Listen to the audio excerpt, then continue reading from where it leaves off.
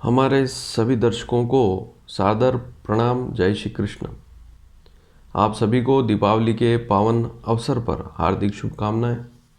आज से ठीक 20 दिन बाद दीपावली है, धन त्रयोदशी है, रूप चतुर्दशी है, गोवर्धन पूजा है और भाई दूज है। हर वर्ष यह त्यौहार 5 दिवसीय होता है, लेकिन 2020 में यह 4 दिन का ही रहेगा। उसका मुख्य कारण यह है कि 14 नवंबर को दीपावली है, उसी दिन चतुर्दशी भी है। रूप चतुर्दशी और दीपावली दोनों एक दिन ही है। धनतेरस 13 नवंबर को है। 15 नवंबर के दिन अमावस्या सुबह कुछ घंटे ही रहेगी, इसलिए दीपावली इस वर्ष 2020 में 14 नवंबर के दिन मनाई जाएगी। और रूप चतुर्दशी भी इसी दिन, जिसे कहते हैं नरक चतुर्दशी, वह भी 14 नवंबर के दिन ही मनाई जाएगी। और धनतेरस के खरीदारी के मुहूर्त कौन कौन से होंगे वे भी आज बताऊंगा। तो सबसे पहले बात करेंगे इन 5 दिवसीय पर्वों को 4 दिनों में कैसे करेंगे। तो 13 तारीख को धनतेरस, 14 को रूप चतुर्दशी या नरक चतुर्दशी और 14 नवंबर को ही दीपावली भी होगी। 15 को गोवर्धन पूजा होगी और 16 के दिन भाई दूज होगी। तो इस बार 4 दिन का त्यौहार है। सबसे पहले धनतेरस का मुहूर्त सुन लेवें। 13 नवंबर 2020 शुक्रवार है। इस दिन धनतेरस है। इस दिन चित्रा नक्षत्र है और चित्रा नक्षत्र में खरीदारी करना बहुत ही शुभ रहता है। तो इस दिन चित्रा नक्षत्र का अधिक से अधिक फायदा लेवें। धनतेरस के दिन चांदी की वस्तुएं, सिक्के, बर्तन खरीदते हैं। चांदी खरीदना वैसे शुभ है, सोना भी खरीदते हैं, लेकिन सबसे पहले चांदी खरीदना ज़्यादा शुभ रहता है। इसके अलावा भी बर्तन खरीदना, अन्य वाहन खरीदना इस दिन कर सकते हैं। इस दिन के शुभ मुहूर्त मैं आपको बता दूं, सुबह 8 से 11 का समय रहेगा। दिन में 12 से 12:44 अभिजीत मुहूर्त रहेगा। तीसरा मुहूर्त 12:20 से 1:40 शुभ का चौगड़िया, यह भी शुभ रहेगा। शाम को 4:30 से 5:40 यह भी श्रेष्ठ समय रहेगा, इसमें कोई भी वाहन खरीद सकते हैं। और प्रदोष वेला अर्थात सायंकाल को 5:40 से 8:20 के बीच में आप भगवान धन्वंतरी की पूजा कर सकते हैं, लक्ष्मी की पूजा कर सकते हैं। तो धनतेरस की पूजा जो है शाम को 5:40 के बाद 8:20 तक का समय है, इसके बीच में आप कर सकते हैं। और ख़रीदारी भी दिन में जो भी मुहूर्त बताएं उनमें कर सकते हैं। एक बात आप और नोट कर लें कि दिनांक 26 अक्टूबर को भूमि पूजन का मुहूर्त है। उसका वीडियो मैं बता चुका हूँ, यदि आपने नहीं देखा है तो उसे अवश्य देखें। जो लोग हमारे इस चैनल से आज ही जुड़े हैं, पहली बार देख रहे हैं, यदि वे हमारे इस चैनल को सब्सक्राइब करेंगे, यहाँ पर नीचे सब्सक्राइब का बटन है, उसे दबाएंगे, तो आने वाले समय में जितने भी शुभ मुहूर्त मैं बताऊंगा उनको समय पर मिल पाएंगे। तो हमारे इस चैनल को सब्सक्राइब करना ना भूलें। अब एक स्थिति और है कि बहुत से लोग बही खाता निर्माण करते हैं। पुराने ज़माने में तो बहिड़ा जो होता था, बही खाता हाथ से ही तैयार करते थे। आजकल बनी बनाई बही खाता मिलती है, तो उसकी खरीदारी, या आप लक्ष्मी जी की कोई तस्वीर खरीदना चाहते हैं, मूर्ति खरीदना चाहते हैं, गणपति की कोई तस्वीर मूर्ति खरीदना चाहते हैं, तो आप 7 नवंबर शनिवार पुष्य नक्षत्र है, इस दिन आप खरीद सकते हैं। दिन में 12 से 12:44 अभिजीत मुहूर्त में। तो 7 नवंबर का यह मुहूर्त भी आप लिख लेवें, नोट कर लेवें। इस दिन दोपहर 12 से 7 नवंबर 2020 दोपहर 12 से 12:44 के बीच में अभिजीत मुहूर्त रहेगा। इसमें आप बही खाता जो है वो खरीद सकते हैं। तो यह शुभ कार्य भी 7 नवंबर के दिन हो सकता है। तो यह भी मैंने आपको बता दिया। 13 तारीख का मुहूर्त मैंने आपको बता ही दिया धनतेरस का।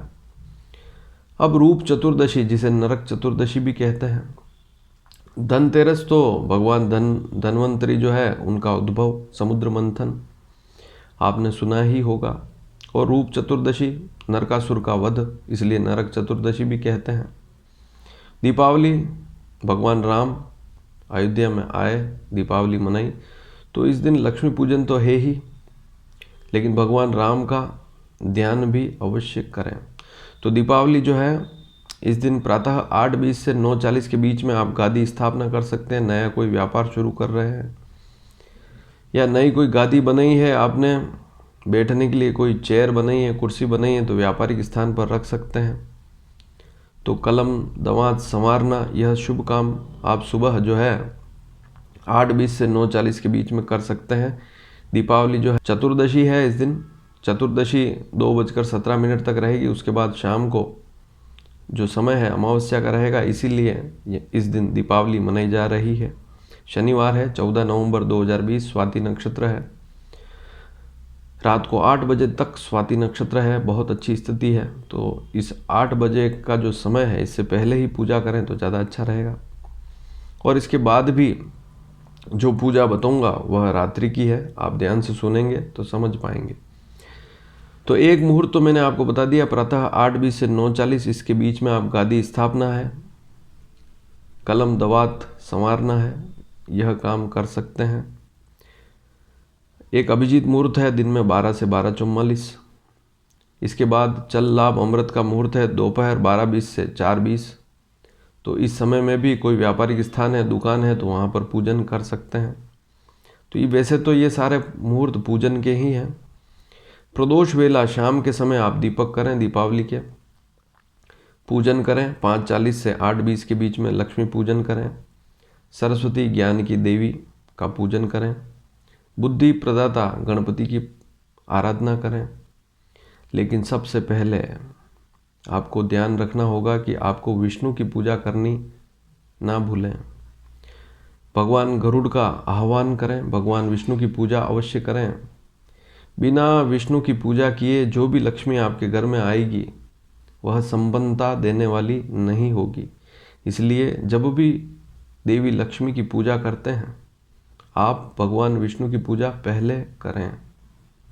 इसी प्रकार यदि आप शिव की पूजा करते हैं तो पार्वती की पूजा भी पहले करें।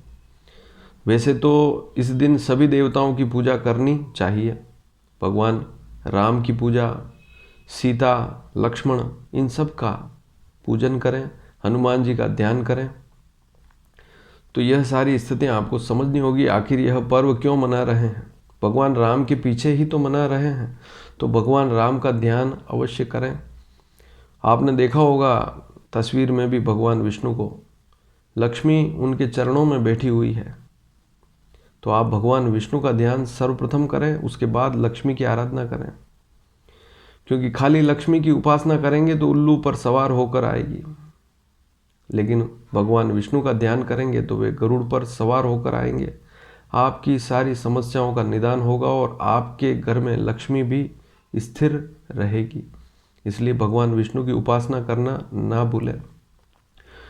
आपको जैसी भी छोटी पूजा भी आती है वैसी ही करें, लेकिन भगवान विष्णु की पूजा अवश्य करें। या आपको पूजा करना नहीं आता है तो मैं विधि भी बताऊंगा आपको, सामान्य सी विधि है।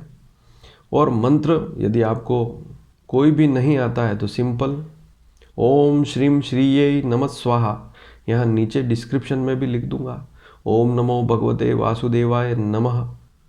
तो इस प्रकार से भगवान राम का भी नाम लेवें, भगवान बजरंगबली का भी नाम लेवें, गणपति की आराधना करें, ओम गं गणपतये नमः।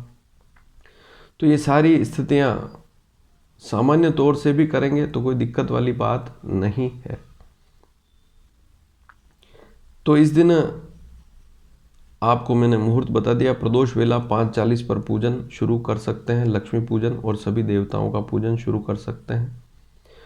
और एक दीपक जो है धनतेरस के दिन ही बड़ा दीपक जलाएं, तो वह 2 दिन तक जलता रहे, दीपावली तक। बल्कि दीपावली के नेक्स्ट डे गोवर्धन पूजा हो जाए, उसके बाद फिर उस दीपक को उसमें तेल डालना बंद कर दें। तो 2-3 दिन तक कम से कम दीपक अवश्य जलाएं। और तिल का तेल हो तो सर्वोत्तम रहेगा। और यदि घी भरते हैं तो आपकी श्रद्धा वाली बात है। तो तिल का तेल भी श्रेष्ठ रहेगा, कोई समस्या वाली बात नहीं है। जैसी आपकी आस्था है, जैसी आपकी श्रद्धा है, जैसा आपका सामर्थ्य है, वैसा पूजन करें। कोई बहुत पैसे वाला है, बहुत ज़्यादा खर्चा करके पूजा करता है। कोई बहुत गरीब व्यक्ति है तो उसके पास जितना है उसके हिसाब से पूजा करता है, लेकिन आस्था बहुत बड़ी चीज़ है। भगवान का ध्यान पूरी श्रद्धा के साथ करें। हज़ारों रुपए खर्च करके भी यदि आप पूजा करते हैं तब भी उसके फल नहीं मिलते हैं, लेकिन श्रद्धावान होकर पूजा करेंगे तो आपके दीपक में मामूली 2 बूंद तेल है, तब भी आप भगवान को प्राप्त कर लेंगे, उनकी ऊर्जा को प्राप्त कर लेंगे, उनके शुभ फलों को आप प्राप्त कर लेंगे, उनकी सारी शक्तियाँ आपको मिलेगी। तो इस दिन 2 मुहूर्त रात्रि के भी हैं, एक 5:50 से 7:45 स्थिर लग्न है, वृषभ लग्न है, इसमें भी आप पूजन कर सकते हैं। और एक बहुत देर रात्रि का मुहूर्त भी है, रात को 12:15 से 2:30 2:30 बजे तक। तो आधी रात में बहुत से लोग अमावस्या को गुप्त रूप से अनेक प्रकार के मंत्र सिद्ध भी करते हैं। तो आप इस समय रात को 12:15 बजे बाद भी पूजन करना चाहते हैं तो कनक धारा स्तोत्र, श्री सूक्त का पाठ भी कर सकते हैं। कनक धारा स्तोत्र का पाठ भी रात्रि को 12:15 बजे बाद कर सकते हैं। सिंह लग्न है, स्थिर लग्न है, इसमें आप पूजा करेंगे तो विशेष लाभ मिलेगा। बहुत से लोग हवन भी करते हैं, लक्ष्मी हवन करते हैं, तो उसमें विशेषकर या तो दूध से बनी हुई मिठाई या विशेषकर खीर बनावें, भविष्य रूप में देवी को अर्पण करेंगे अग्नि में, खीर की आहुति देंगे तो आपको लाभ मिलेगा, क्योंकि लक्ष्मी बहुत प्रसन्न होती है। और इसके साथ ही ओम श्रीम श्रीये नमः स्वाहा इस प्रकार का मंत्र बोलकर आप उच्चारण करें, इस प्रकार का मंत्र, और माँ लक्ष्मी को खीर की आहुति देवें। तो यह बहुत श्रेष्ठ मंत्र है। इसकी 1 माला, 2 माला, 10 माला, 11 माला आप इस दिन रात्रि को भी कर सकते हैं। ओम श्रीम श्रीये नमः स्वाहा, बड़ा चमत्कारी मंत्र है, छोटा सा मंत्र है, डिस्क्रिप्शन में आपको मिल जाएगा। तो लक्ष्मी जी का पूजन या सर्व देवता का पूजन कैसे करते हैं? सामान्य सी प्रक्रिया है। जैसे आपकी दिनचर्या है वैसे ही भगवान की पूजा भी होती है। कैसे? जैसे आप सुबह उठते हैं, स्नान करते हैं, तो सबसे पहले भगवान को भी स्नान कराएं। शाम के समय जब भी आप दीपावली का पूजन कर रहे हैं तो सभी देवता जो भी आपके सामने विराजमान हैं उनको स्नान करावें। स्नान कराने के बाद एक साफ वस्त्र, नया वस्त्र लेवें, लाल वस्त्र हो या अन्य मखमल जैसा भी सुंदर वस्त्र हो, कॉटन का हो, सफ़ेद वस्त्र हो, उससे भगवान का शरीर पोंछें। जैसे आप अपने शरीर को पोंछते हैं वैसे ही उनके शरीर को भी पोंछें। उसके बाद उनको वस्त्र धारण करावें। अब वस्त्र में लच्छा जो होता है, कलावा, वह चढ़ाते हैं, वह वस्त्र रूप में हम उनको चढ़ाते हैं। जैसे उनको हम वस्त्र चढ़ाते हैं, ईश्वर हमें भी जीवन में कभी वस्त्र की कमी ना दे। जैसे हम उनको भी फल, अनाज या जो भी भोजन चढ़ाते हैं तो ईश्वर हमें भी जीवन में कभी किसी प्रकार की भोजन की, अन्न की कमी ना देवे। तो उनको स्नान कराने के बाद सफ़ेद वस्त्र हो या अच्छा वस्त्र हो उससे पोंछें। उसके बाद उनको वस्त्र पहनाएं। वस्त्र में वैसे तो तस्वीर होती है तो उस पर आप कलावा चढ़ा सकते हैं, जिसे लच्छा भी कहते हैं, चढ़ा सकते हैं। उसके बाद गणपति हैं तो उनको यज्ञोपवीत अवश्य चढ़ावें। स्नान करने के बाद उनका श्रृंगार करें, उसमें इत्र है, तिलक है, कुमकुम है, देवी को कुमकुम चढ़ावें, रोली चढ़ावें, अक्षत चढ़ावें, तिलक के साथ साथ अक्षत चढ़ावें, पुष्प माला से उनका ध्यान करें। उसके बाद धूप करें, अर्थात अगरबत्ती हो, धूप बत्ती हो। विशेषकर अगरबत्ती का प्रयोग तो ना ही करें तो अच्छा, धूप बत्ती का प्रयोग करें। धूप से उनका ध्यान करें, फिर दीपक जलाएं। वैसे तो दीपक पहले से ही जलता रहे, दीपक का ध्यान करें और दीपक जो है उनके सामने रखें, भगवान के सामने। लक्ष्मी, भगवान राम, भगवान विष्णु, हनुमान जी, सीता माता, लक्ष्मण जी, तो ये सारे जितने भी देवी देवता हैं, शिव, पार्वती, लक्ष्मी, गणेश, उन सब का ध्यान करें। दीपक का ध्यान करा मैं। तो धूप, दीप, नैवेद्य चढ़ाते हैं। सिंपल सी प्रक्रिया है। नैवेद्य में हम जो भी प्रसाद हमारे घर पे बनता है वह चढ़ाते हैं। फिर तांबू फल, पुंगी फल, तो पान, सुपारी, दक्षिणा, ये सारी हम चढ़ाते हैं। माला पहनाते हैं, श्रीफल चढ़ाते हैं। तो यह सारी प्रक्रिया होती है। कलश भरकर रखते हैं। सबसे पहले तो देवी देवताओं को आसन देते हैं। जैसे मैंने बताया कि स्नान कराते हैं, तो स्नान कराने के बाद उनको पहुंचकर या तो अन्न का आसन देवें, नीचे गेहूं बिछा देवें, उसके ऊपर भगवान की तस्वीर रखें या उनकी मूर्ति रखें, या लाल कपड़ा बिछाकर उसके ऊपर अनाज रख के उस पर भगवान को बिठाएं। तो यह सामान्य सी प्रक्रिया है, पूजा पद्धति। और यदि आपको ऐसी पूजा नहीं आती है, आप सक्षम हैं, तो पंडित बुलाकर भी पूजा कर सकते हैं।